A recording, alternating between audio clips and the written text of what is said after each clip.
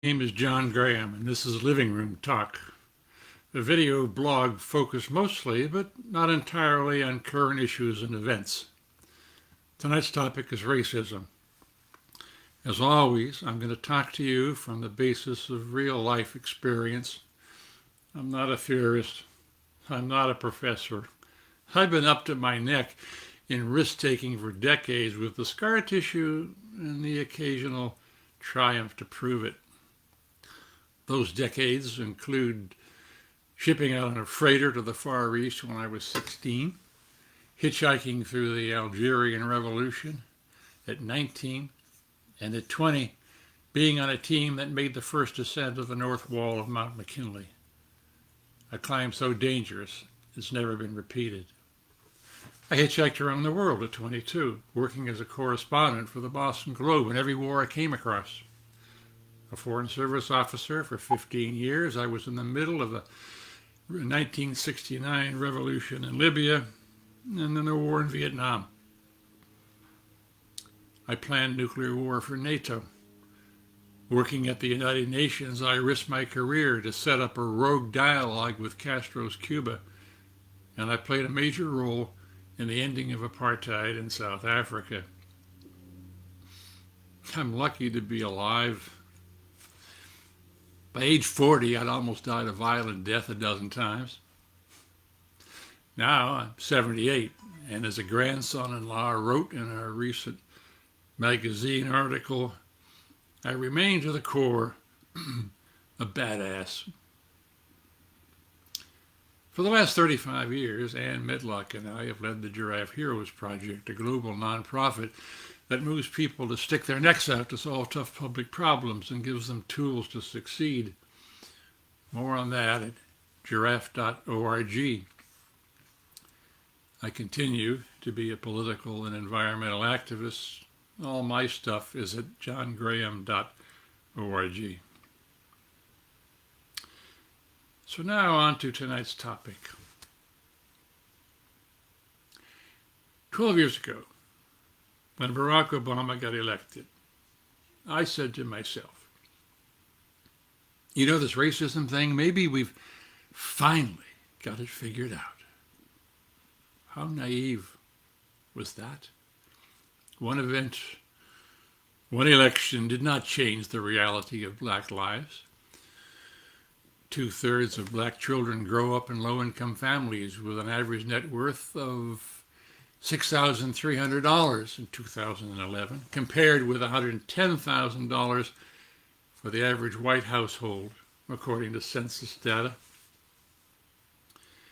A black child in those families has a life expectancy 5 years shorter than a white child. One factor is that they're much more likely to suffer lead poisoning, mostly from old lead paint in substandard housing. Our flawed system of school financing perpetuates inequity, with mostly white suburban schools spending far more per student than mostly black inner-city schools. One result is that black students in America are much less likely than whites to attend schools offering advanced science and math courses.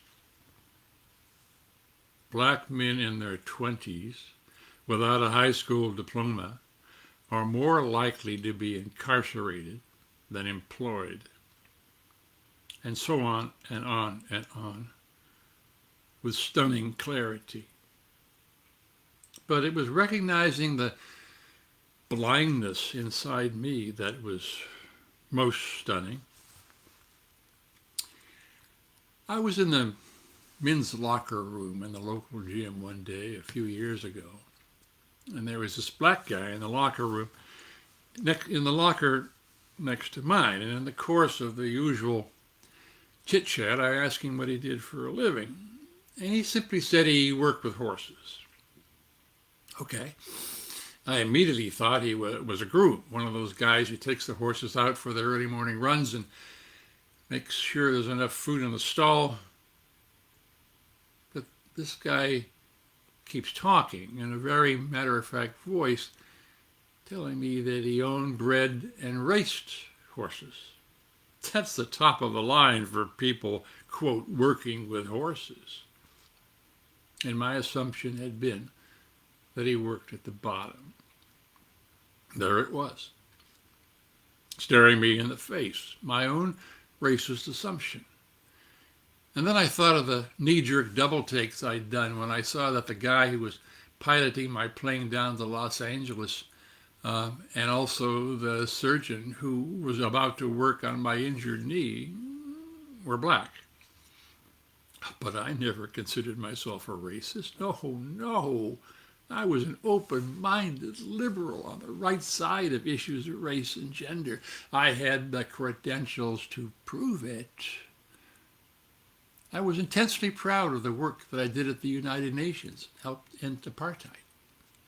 Since then, at dozens of committee meetings and board meetings, I consistently speak out for inclusive decisions and policies. I vote for affirmative action, even when such policies could keep bright young people, bright young white people, like I was, out of elite schools in favor of candidates of color. See, how could a guy like that be a racist? Well, it's clear my racism is something I'll be working on for the rest of my life. If you're white, does any of this resonate with you? So, what are we whites to do? Let's talk about that. Just us whites for a minute. We can't expect black friends and acquaintances to invest their time in educating us. We have a problem. We have to solve it. For starters, you and I need to know our place. Black people are leading their own movement. You and I aren't in charge. They have no right to lay advice on them. We can offer backup support, certainly funding where we can, while recognizing that we've not lived through their struggle and we never will. We can be brutally honest with ourselves. I'm not suggesting flagellating yourself for attitudes you probably grew up with. I'm saying from as deep a place as you can go, take a look at your own life, recalling incidents that demonstrate your attitudes on race. Did you ever make a wrong assumption about a black person, as I did to that guy in the gym? We can educate ourselves. Observe, for example, the 1619 Project to understand the long history of racism in the United States, and that it included government-sanctioned slavery for 240 years, then Jim Crow and lynchings for the next 100, then maybe only in the last 50. Anything that could be called concerted efforts to establish genuine equality in national laws and practices. Efforts that took us 3 steps forward and 2 steps back, and still permitted George Floyd and Breonna Taylor to be murdered by officers of the peace. Read a broad selection of black authors and honest histories like Caste and So You Want to Talk About Racism. There are so many good ones.